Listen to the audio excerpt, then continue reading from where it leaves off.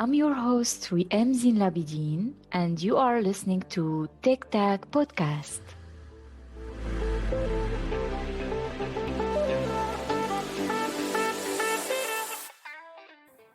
Today, our guest is Nodar Jarrar. He's a full stack software engineer at freiheit.com. Let's meet him and learn more about his journey.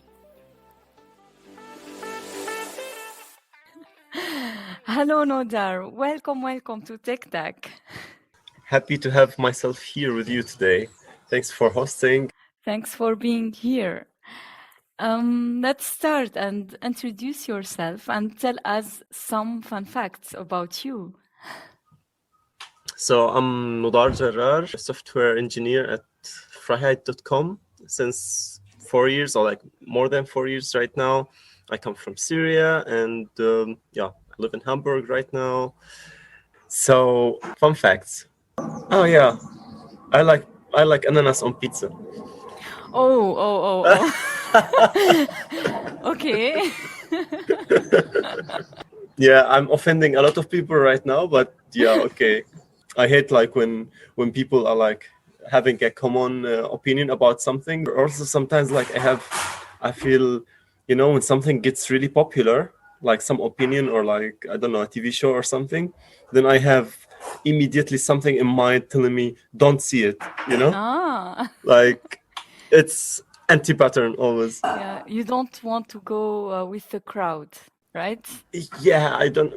It's not something really like that I decide. It's just like some psychological reaction to stuff like this. I don't know. Like, for example, a lot of people watch Bab al-Hara, the famous Syrian show, and like I was like, no, I hate it. I don't want to see it. And I'm not watching. I'm not following that. Like, which I started at some point thinking that this is something like in my personality, like I like ananas on pizza. I don't watch Bab al-Hara and so on. So I start noticing this. Yeah. Interesting. And how did you get into software engineering? Did you get a special inspiration to get into computers or programming before you start studying? So back then when I was a student, let's say in school, even maybe elementary school, I was into math. So that was my start basically because I like math a lot. When I was 15, I started also learning my first program because, IT and let's say informatics and mathematics are kind of close. It's the same mindset. Like I believe they are really close. Like if you logic and like learn about logic and so on, then they are really close. So I started learning some C++ and still learning a lot of math and also competing in Syrian mathematic competitions and also the Syrian informatic competitions for teenagers. We called the olympiad back then. I think it's a common competition, like in every country it's already there. So yeah, that was the start. And then after the high school, I decided later to go to the IT engineering faculty, which is similar to the computer science, let's say. And there I studied computer science or informatics engineering, as it's called in Syria, let's say like this. And then the last two years, I made specialization in software information system engineering. So that was what led me like to study IT or like go in that direction. And after graduation, I started looking for a job, and then I found my current job here in Hamburg. Was it the first job in Hamburg, this one, or did you already start a job in Syria? So yeah, I worked in Syria for like 1 year, but let's say the product was not online or like was not live. So that was the difference. And were you a freelancer? No, it was like a company as well, but the project that we were working on didn't go live. And yeah, this is the difference. When you see what you were working on live, then you feel like, oh yeah, this is like a product that I worked on. But if you worked on something and you cannot show to somebody, say like, oh, okay, look, this is, I don't know, visit this website or like download this app or something from the store, then you feel like, oh, okay, yeah, this is nice. I learned a lot from this job, but you cannot really talk about it, Is it like full stack? So mainly I was backend. It was not full stack, but yeah, it was like more like a database and some C# backend system that I was working on. There was, of course, front end, but mainly I was not doing front end. Um, it's always like you cannot really do pure backend or pure front end. It's always like you have to be involved, especially if some feature that you feel like, oh, I can develop it, I know how to do it, so why not? I can also try doing that in the front end as well. And this is the case also in my current job, where whenever I feel like, oh, I can contribute and build some component and do the styling and everything in the front end, then yeah, of course I do it. It's not like I'm creating something, but I'm of course every time try to participate and have hand there. It's always nicer, like that always helps you to understand the whole system. Yeah. This is really important for the developer or the engineer to understand every part so that he can take like the right decisions for the future. Like, let's say there's always like a common question now, should we implement this in the front end or in the back end? So if you don't have this kind of experience, then you won't be able like to give an advice to the other developers, or like to have let's say an impact on the team. And that's what makes me like really like to be like in this role of a full stack, where I feel like, oh, I understand everything. I know how to fix any part in the system. It's not like, oh, we have a bug in the front end, and like, oh, I don't know in the back Yeah. end, like it's not like this. It feels let's call it stronger, or yeah. Yeah. You have control over the whole Yeah, product. exactly. And this is like the common question that I ask myself always when I'm learning anything, or like even in life. Like, did I really understand it? Can I really do it again myself from scratch? Do I know everything, Yeah, this is basically what I feel like I'm seeking in my daily working life, to understand more, to learn more. And That's cool. You see it like from different perspective and you expand your perspective and you learn different things. exactly. How did you get your job in Germany? For people who are interested to move and to apply for their job in Germany or in general, is there some advice? So yeah, to answer this question, maybe I would like to highlight a couple of points. When it comes to applying for a job after graduation, everybody would start to ask like, oh, I don't have working experience. How would I apply for this or this position here or there? Then it becomes really a challenge.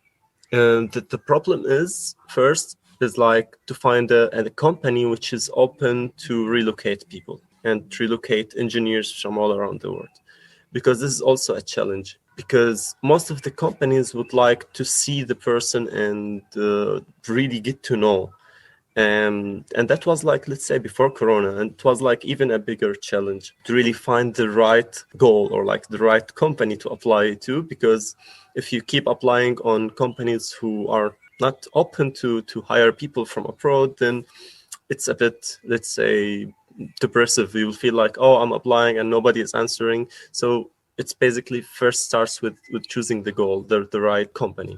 Then it comes like to the preparation, like prepare the CV, of course, make it a bit, let's say, impressive. Or I would not say impressive, like you are not trying to impress somebody, but trying to, let's call it, have something special, have something that says, oh, okay, we want to have this guy with us. Yeah, and here, like, it's a bit, again, challenging, like to show something that you are really good at. Doesn't matter what it could be, but to show something different, to show something that you have achieved something back in the days, or you show some motivation, or let's say focus on yourself and focus on showing what you really believe that you are good at, Yeah. and really highlight it.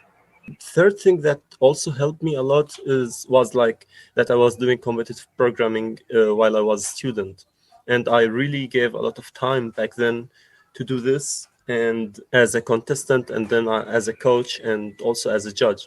So I was doing that as a voluntary work as well, because coaching and judging like takes a lot of time, and you need like to prepare also problems and so on.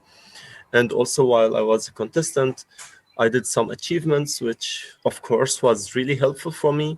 And the most helpful thing is what you learn, and the people that you get to know, and the community and everything. So all of that made it a bit nice and different, or like make it helpful in different ways. Let's say culturally, because I got to know a lot of people back then. I increased my connections in my university and other universities, and even around the Arab world, let's say. I got to know a lot of friends from Tunisia, from Egypt, from Jordan and Lebanon, and so on, like from all around the Arab world, and some internationals, of course. Cool. It was helpful that you had these experiences, so you put them in the CV, and it makes it more visible for Ex- the company. exactly, exactly. And then, of course, like when you talk with I don't know, some recruiter, then you have more confidence, and it's different, of course. Just I would say focus on what you like, or what you love, and then of course you will find your way. So for me, it was like this. I like to do that. I like to see people, to work in different places. I like to teach what I have learned. This is something that I really spend a lot of time doing that, and I believe that I like this. So I think it paid off at the end. For some other people, it could be, I don't know, they like to develop their own project, or like their own business, or whatever, in different ways. So it should not be always like copy paste. It's more like, oh, what I like, what I love, I want to do it. You like something, so you are focusing on that, so you can see the opportunities. Exactly. And you are still doing the competitions, like a Google hash code or something like this. Yeah, exactly. So yeah, I'm still like doing that. It's not as much as before, of course, but we do it like yearly in the company. We make like some teams, and we compete in the Google hash code. It's a Cool. lot of fun. Like, it's kind of an event that we do it every year. Like when you start working full time, and so on, it becomes more challenging to spend more time on doing Yeah. that. Yeah, back then when I was a student, I had like much more time, more free time. I could choose, I want to do this and not do that, and give myself more focus, or like more time on what I like, or what I want to do in the future. Yeah. And I felt that it was like really important, and it will help. So yeah, but then after started working, it became more challenging here, because yeah, to do it, I don't know, in a weekly or a daily basis. So we try to do it from time to time, but not that much. During your current job, or in general, like in your career path, do you feel that there are challenges that makes you learn how to deal with different problems, and Yeah, it helps to grow? yeah, sure. So I would say, like, for any, let's say, new engineer, or like a fresh graduate engineer, to focus on having a job that will give you responsibility, will put you in the responsibility place, where you feel like yourself, like you are developing something really in production, some system that you really have your responsibility on, a big responsibility, rather than having like a small part in a big project. And basically that was the challenge that I really faced, because so when I moved to Germany to work with Freiheit, we had big customers, like a very big company here in Germany, that we were developing a software for. We had like a project that I was working on. We were like 3 developers running and maintaining and creating new features for that project. We had like a very big traffic on it, and that basically we were like running and managing all of that. And that was like a very nice and good experience for me, because in this kinds of projects you really take the responsibility. You are like, or in this business model, you have like a small project in terms of the team is not that big, but each of us had like a lot to do. And it's always nicer rather than like having a job in a company, let's say in a big company, where you feel more relaxed in time, or like on the tasks that you are doing.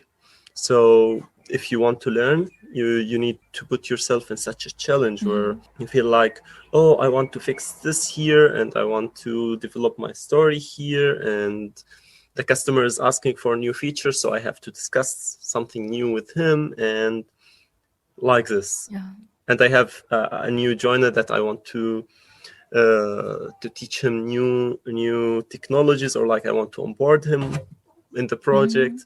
And it's like really this kind of work, let's say, as a start. And maybe I think in general, even I would say this is something that I prefer like to Yeah. have my working day full of activities for fun and full of different things every day. And basically this was going back to your question, like what was the challenge? The challenge was to really be in this situation, to change the way that you were working into like this kind of a more professional, more international kind of a working environment, dealing with bigger companies, bigger clients, bigger systems, more important systems. Like, you know, it's different if you, I don't know, it's just an example, but I think it's different if you are developing a game which is not live, for example, or not in production, or it might not go to production, or like you are developing, I don't know, a bank system where you are dealing with money, for example. So it's just an example, but you know, you feel like that you are forced to do the right thing because you're having something running and you don't want to have a problem, which is totally different. It's yeah. So this is these kind of challenges which I think that you really learn from and you get something out of it. So Yeah, you're right. They help you to grow professionally. exactly. Is there something that you recently learned about and you wished if you have known before, and you would give this as an advice to your younger self? Yeah, I mean, it's always like my advice is always for young people is to learn programming. Back then I didn't learn it really when I was young.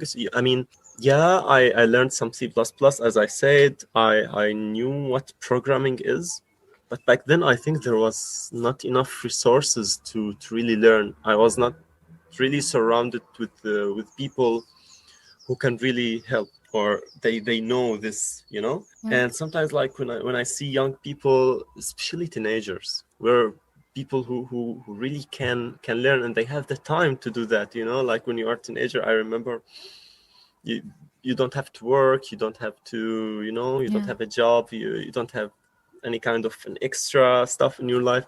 So that's the time like where you can really learn new things and even go deeper in learning.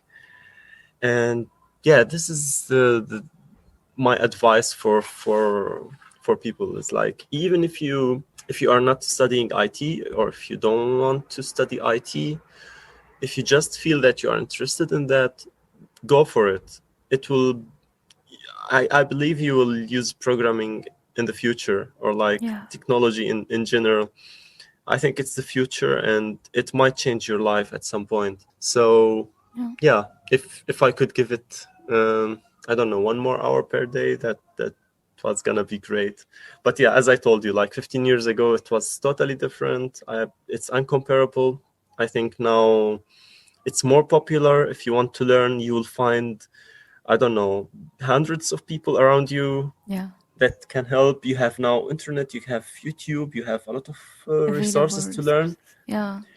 Exactly. Like back then it was, I don't know, I remember there was like some books, these 1000 Yeah. pages of books, like to learn some kind of I don't know, technology or something, which is too much. It doesn't go to the point Yeah. directly, and it feels like, oh, that's too much. Should I really read all of that? And It yeah, feels more now, difficult than it is. of course, of course. So now it's easy, not easy, but it's available, more Yeah. available. And yeah, if you want to do it, of course you can do it. Yeah. Cool. So thank you, Nodar, for your time, and it was nice to talk to you. Thanks for having me. It was like a pleasure.